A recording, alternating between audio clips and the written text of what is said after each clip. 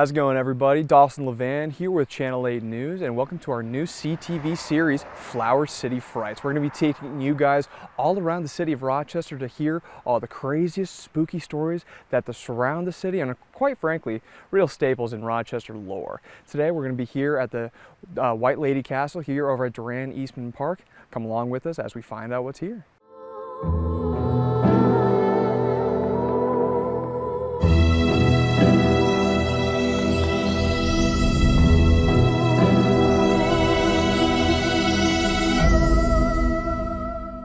All right, guys, I'm now joined with Jenny from Rochester Candlelight Ghost Walks here in the city of Rochester. Jenny, thank you so much for joining us. We're super happy to have you. Now, can you just tell us a little bit about where we're at right now and the significance of this building behind me here? Absolutely. So this is what is locally known as the White Lady's Castle. The lady in white is said to haunt this area, but this actually has a history going back to the early 1900s when it was a dining hall. Really? It was a dining hall before? So around the turn of the century, this area was hopping. This was the place to be. Everybody would come down here for vacation. They actually had what they called White City, where people would stay in tents all summer long, and they would come here for beautiful views of the lake, a hot dog, and a lemonade. And sadly, it did not survive the Great Depression. Really? Why is that? This whole area just sort of took a downturn. People didn't have the disposable income to go on vacation anymore. So sadly, the building that actually stood up on top of this castle was kind of dilapidated, eventually torn down in the 1970s. And we just have that lovely castle wall here where the Lady in White is known to haunt. That's going to be my next question. So what can you tell us about the Lady in White? Why is she haunting? Why is she so angry? And what is the significance of her and this castle right behind us here?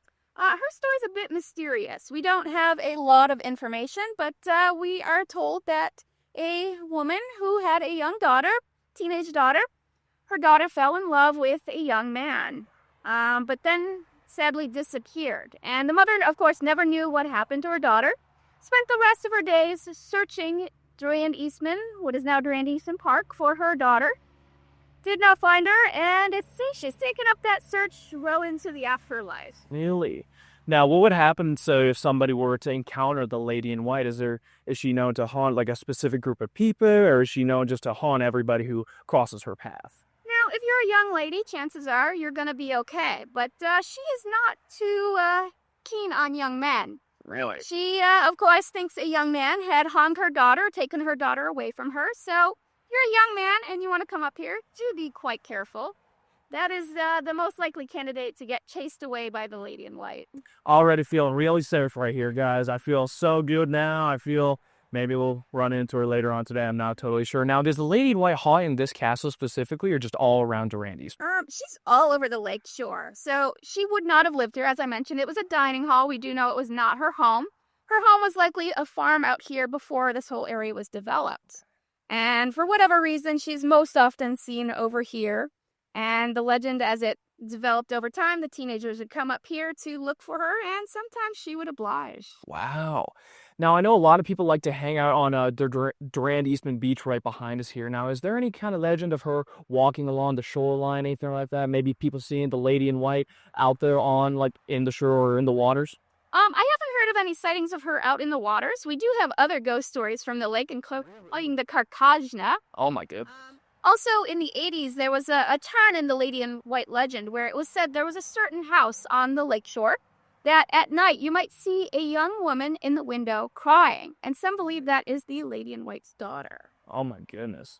That's all terrifying, folks. I don't know about you, but it's starting to make me a little bit nervous here. I'm not as nervous now because now we can know at least we can hang out on Durand Eastman Beach and not have to run into the Lady in White. Or what was the name of that other spirit, the gargantuan or something? Oh, the Carcajna.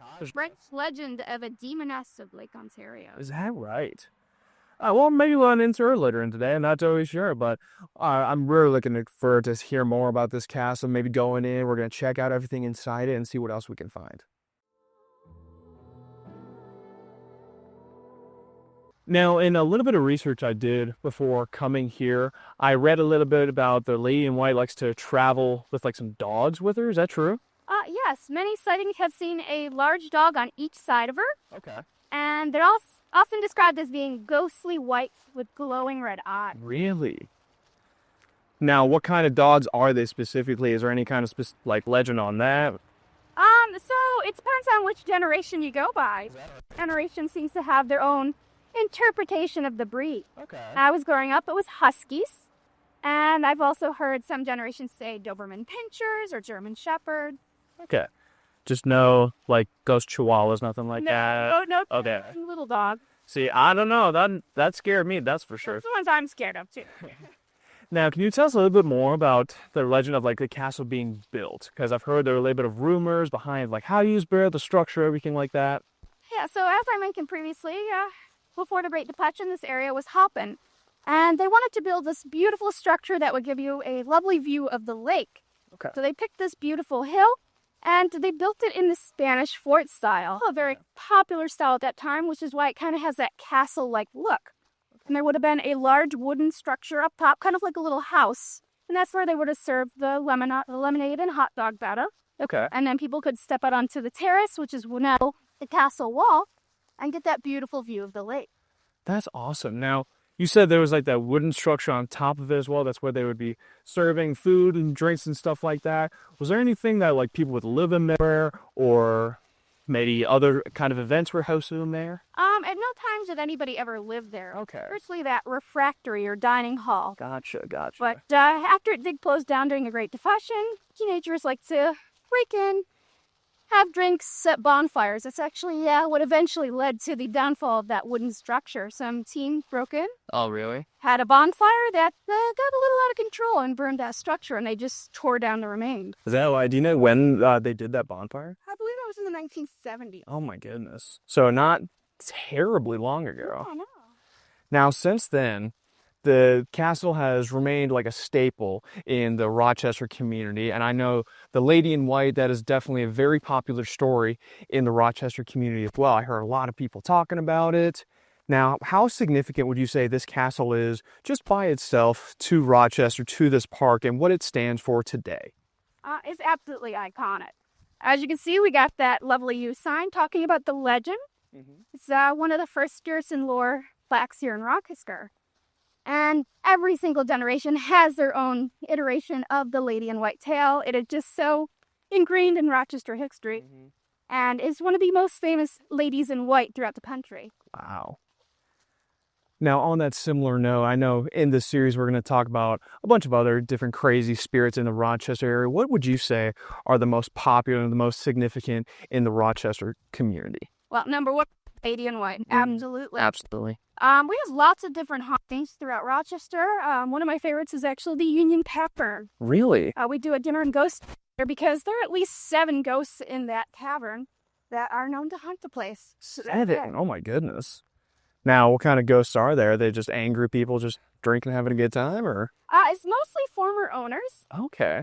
Including the original builders of the home, the Bradstreet family.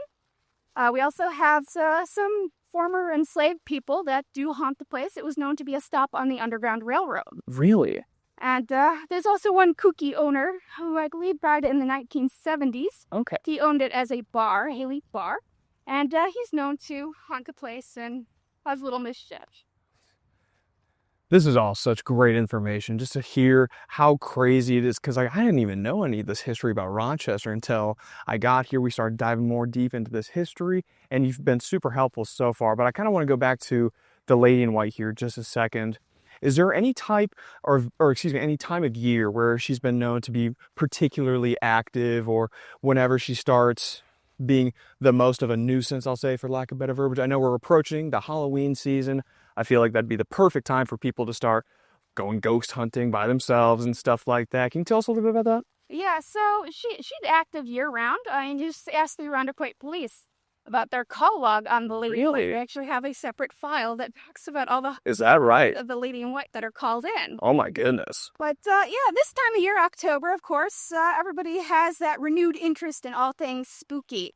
So you have a lot more people coming here, and that's going to lead to a few more confrontations than normal. Oh, man. Now, do you know of any crazy stories that the Irondequoit police has gotten from the Lady in White? Are people just like calling on the phone screaming, "There's this lady, she's got these dogs with her, we don't know what's going on, can you please come help us out"? Yeah, so there are many calls that are just there's a woman standing in the road with two large dogs. Wow. One of my favorites is actually someone called in two teenagers walking around this area having heavy chains. Okay. The Arundel Quick Police come out as they find these two young men. They are indeed carrying these big, heavy chains. And the police ask, hey, what are you guys doing out here with chains late at night? And they said, well, there was a third. One of our friends was here with us earlier when the lady in white chased him up the beach. Okay. And so they went home, got chains, decided to come back to the beach, try and find the lady in white and chain her up. Oh, wow. Unsuccessful.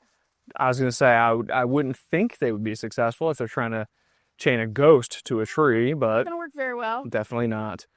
Now, I remember you mentioning a little bit earlier, the lady in white has been known to haunt specifically young men. Now, can you tell us a little bit more of why that is? Why is it just specifically young men that she haunts? So in most versions of the legends, the daughter is either running off with a young man to get married, or she has been kidnapped by a young man Okay. and possibly murdered. So the lady in white would go after these young men, and she's trying to protect basically young ladies. I see. But not protect her daughter, never found her daughter. So in death, she goes after young men that she thinks are dangerous to young ladies. I see. Okay. So it's like a protective kind of instinct. She's trying to avenge her daughter by protecting and by essentially haunting young men to make sure that she's being protective. Is that what you're trying to say? Yeah. I got you. That makes a little bit more sense. I thought there was a whole different story there, but that's really cool just to understand more about the lady in white specifically, because we can hear all the stories of her, with the police getting called, from her wandering around the woods and stuff like that, but just to hear a little bit more about her specifically as a person, I feel like helps us uncover a little bit more mystery and kind of see the layers with all these spirits here in the city of Rochester. Now, earlier off camera, you were mentioning there's a tree around here that is painted white, and people have actually mistaken that tree for the lady in white. Is there any kind of crazy story surrounding that? From what I understand, in the 80s at some point, some teenagers went back into the woods here and painted a ghostly-like figure onto one of the trees in this reflective white paint. Gotcha. So that other teens, when they come up here, have their flashlight, that flashlight hits that tree, you just get this glowing white light. And people for many years thought that was the lady in white until somebody discovered the painted tree. Say, I don't know about y'all, but me personally, like if I just see that like instant flash of white, I'm gonna run away. I'm gonna be really, really scared. I'm not gonna ask questions. Nope, I'm out of here. Now we're getting close a little bit here to the castle itself, and we're starting to see a little bit more of the structures here. There's this little nook right here. I think you were talking a little bit about this once being a lookout. Is that right? Yeah, so these were the original lookouts, these little like almost turret-like things. So Okay. there'd be that structure here that had the hot dogs, lemonade, and then they could come out onto this beautiful little terrace and get that great view of the lake. Gotcha. Now, exactly what would they be looking out for? Is there like somebody coming in from the waters and being like, hey, we don't want you guys over here, or is it just kind of like a nice scenic area? It was meant to be a nice scenic area. Okay. This is at a time, of course, before we had TV or cell phones, so people really enjoyed nature. But it's interesting you mentioned that because there were rumors based on two cannons that actually used to be up here when they first opened the castle. They wanted to kind of make a big show of it, so they put cannons up here and just did a fire, like a little shot just for fun. Okay. But that led to rumors over the years that this actually used to be a fort that protected the area from incoming ships. We do know that is not, in fact, true. Okay. Just a fun little tidbit of Rochester history. No, they're not trying to like protect us from everything. They just want to fire off a cannon, man. Just have some good times. I think that makes sense to me if you ask me. Celebratory cannon. Absolutely. Hey, Dawson, you want to hear a really cool lady in white sighting? Obviously, I do. Why don't we walk this way? All right. You have something interesting. Something gonna like pop out at me? Am I gonna be? Oh no, you're safe as long as you don't go over this edge right here. Just don't go over the ledge. See, I feel like that's a good idea. All my 4 years in college, they definitely taught me, don't go over ledges you're not supposed to, especially when they're haunted by Rochester legends. So in the 1980s, we had 3 teenagers decide to come up and do a little ghost hunting here at the White Lady's Castle. Now we have a young man and two young ladies. And when they get here, they get out of the car. The young ladies are a little hesitant, so they're kind of taking their time going up the stairs. But the young man wants to show how brave he is. So he runs up all those stairs. He goes up on top of the castle. He waves down to the young ladies below. He coaxes them up. They do eventually make their way to the top. They're hanging out over on top of the castle there when all three of them said they heard a disturbance in the water here in this pond. They said they heard just this splashing. Okay. And I thought, oh, perhaps, a deer is swimming across or somebody's kayaking, even though it's quite late at night. They decide to come over to the ledge here to see if they could see what's causing that disturbance. They get to right about where we are right now. They're looking, craning their necks. They don't see anything. But as they're looking, all three of them distinctly hear a woman's voice scream, "Get out." Now, if you hear a disembodied voice scream, "Get out," what would you do? Run. Absolutely. So all three Not even a people question. running towards the castle to get to those stairs. Young ladies make it to the stairs. They run down the stairs.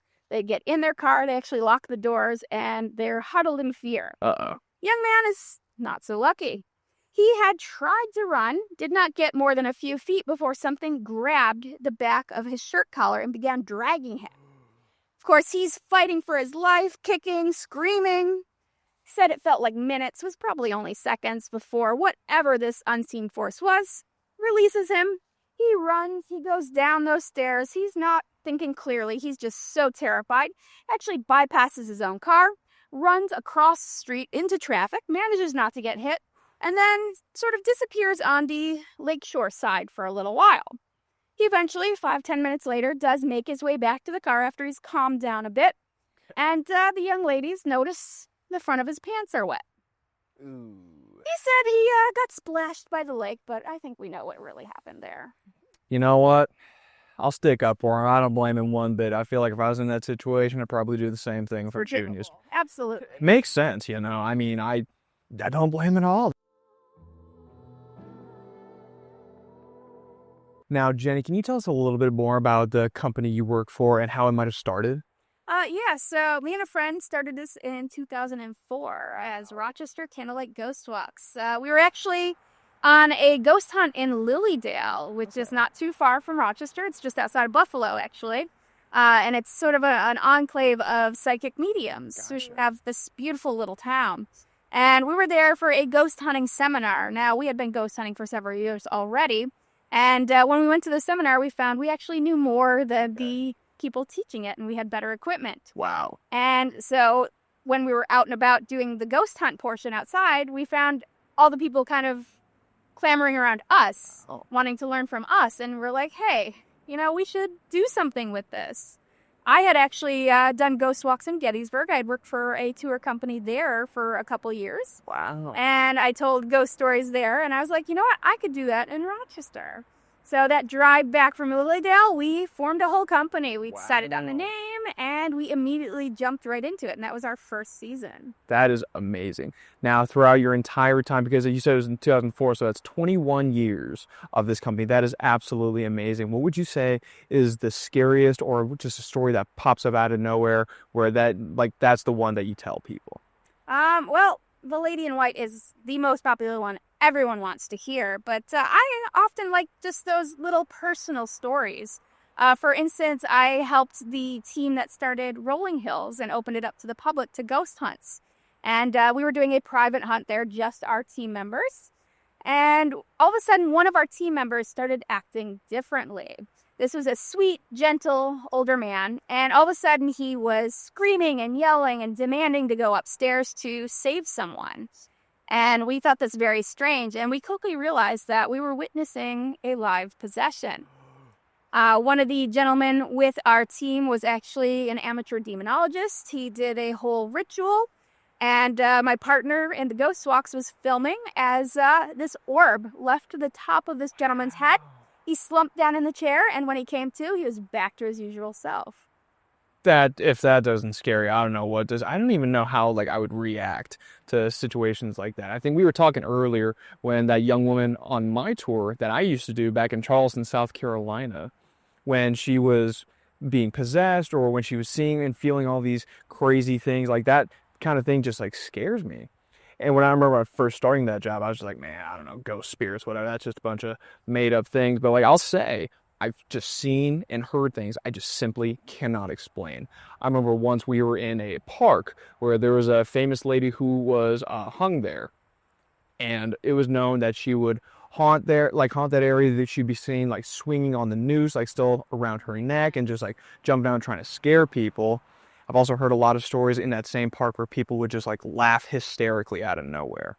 I remember one night I was doing a tour, I was just telling my stories, whatever, everything like that. And all of a sudden we just hear this shriek. It sounded like from a woman's voice. It started like a scream, but it slowly turned into a laugh. We were all looking around. We couldn't find anybody. There was nobody in the park. There was nobody outside the park. And it just like scared me. I just like, there's nobody here. We don't know why this is happening. So it's just crazy to like hear all those crazy stories, like from my home in Charleston to here in Rochester. Now, do you have any other kind of crazy stories that have happened either here specifically or in any other stops on your tour?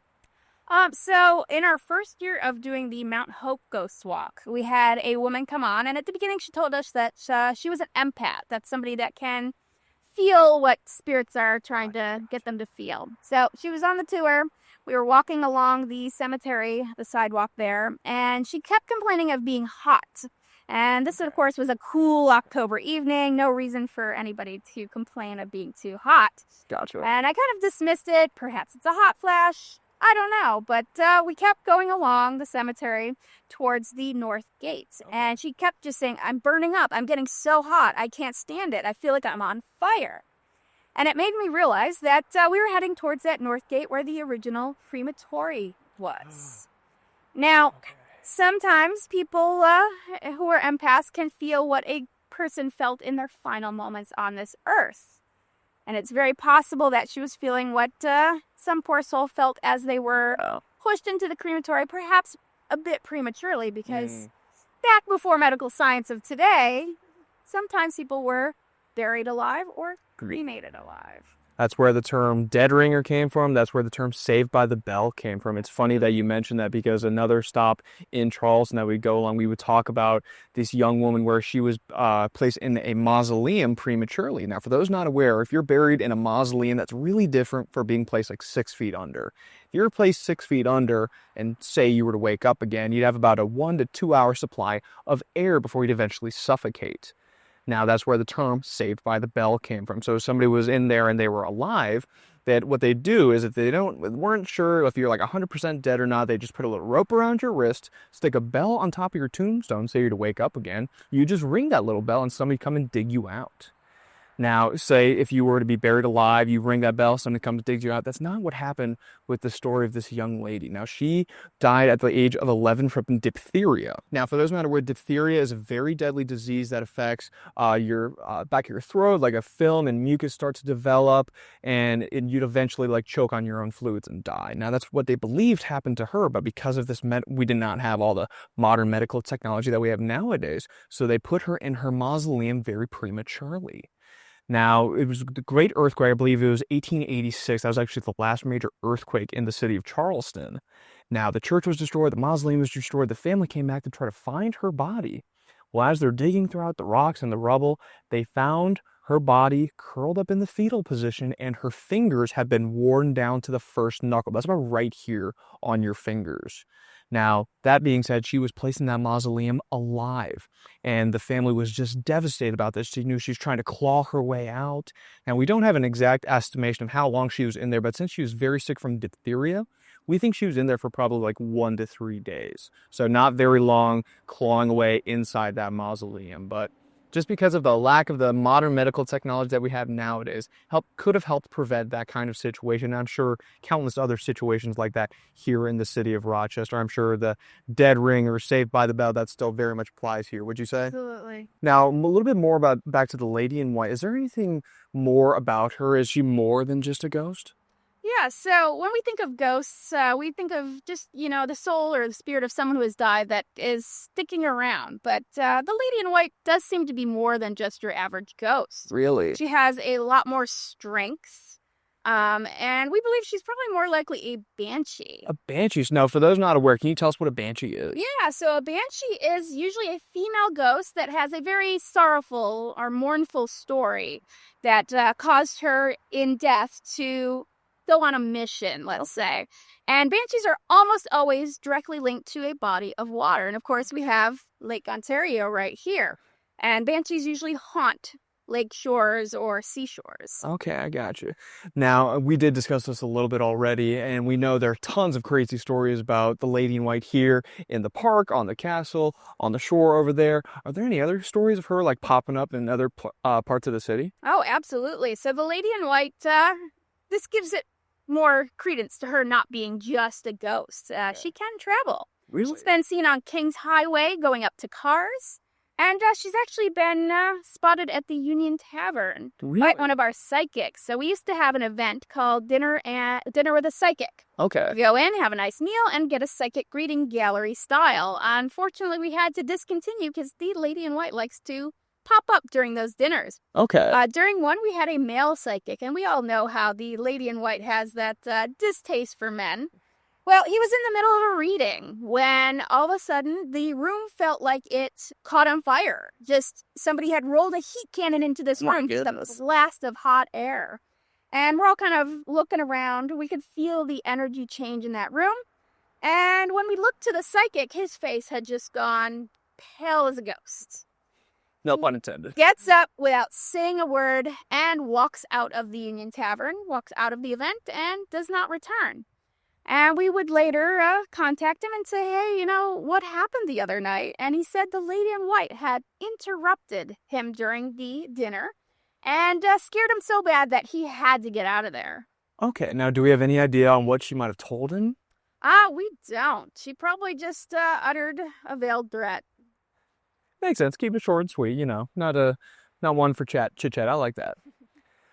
Well, we've already heard so many crazy, amazing stories just about the lady in white in this area and plenty more in the city of Rochester. I can't wait to dive deep into all of those. And this castle has so much amazing history behind it, so much unique stories about it. I can definitely see why it is definitely a Rochester staple when it comes to ghost stories and stuff like that. Thank you so much for telling us about everything here and illuminating us a little bit about her legend. Yeah, it's been my pleasure. This is my passion for over 20 years.